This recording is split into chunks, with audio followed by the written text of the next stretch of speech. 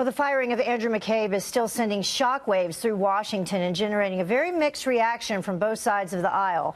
But now that McCabe is officially out as Deputy Director of the FBI, what comes next? Joining me now is Judicial Watch President Tom Fitton. Tom, first of all, thank you very much for joining us. We appreciate it.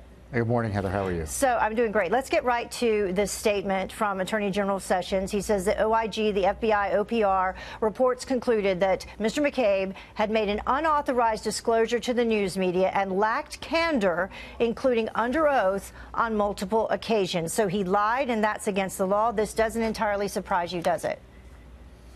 No, it doesn't. McCabe was always an ethical disaster at the FBI, certainly under the latter days of the Obama administration. And Judicial Watch separately uncovered that despite all the noise to the contrary about his ability to participate in the Clinton investigation, he ended up recusing himself because of the contributions the Clinton cash machine through Terry McAuliffe, the Virginia governor, a close friend of the Clintons, had made to his wife, well over $500,000 in contributions. A few months later, he's running the Clinton email investigation. Now, he's also implicated, by the way, in these text messages between Peter Strzok and Lisa Page. This famous or infamous insurance policy messages they have targeting President Trump. Those that material came out as it related to an Andy McCabe meeting.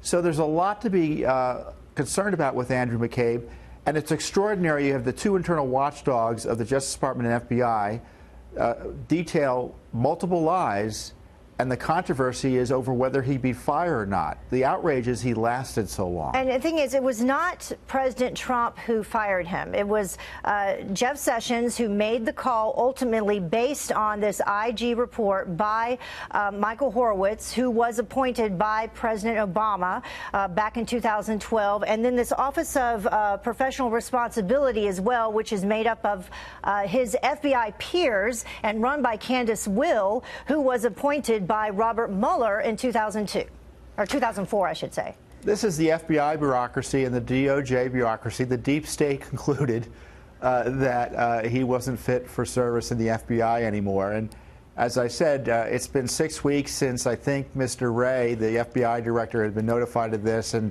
presumably Attorney General Sessions. And it's a shame it took so long. But rather than Mr. McCabe attacking the president and his defenders attacking the president and defending lawlessness, they might want to ask why the #2 official at the FBI, he lasted so long, having been caught in these lies, and what investigations this troubled individual has tainted as a result, such as the Clinton email investigation, and as I said earlier, the Russia collusion investigations targeting President Trump. There's no reason to think that Trump investigation, the Russia investigation, is anything but compromised, certainly as a result of McCabe's problems. And on that front, moving forward, what about Robert Mueller? What do you see happening with him?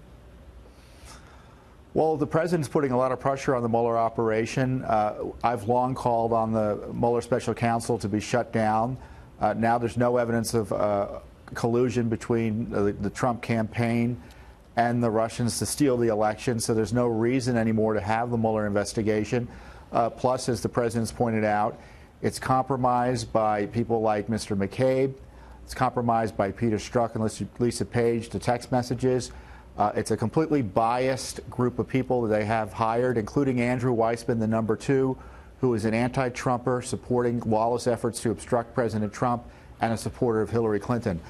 We've got to shut it down. So who's next in all this in terms of who will be fired next? I know that President Trump has said several times at this point now that he's not going to fire Mueller, although people seem to keep thinking that he's going to. What's going to happen next?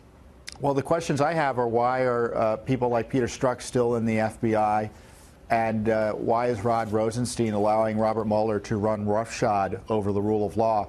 I think there are questions about why Rod Rosenstein has allowed Mueller to get out of control as he has, and those are the significant questions I have, and I hope the president is taking steps to clean house at the Justice Department in addition to the FBI over the long run. Well, I have a feeling he is listening to you and watching what Judicial Watch does next.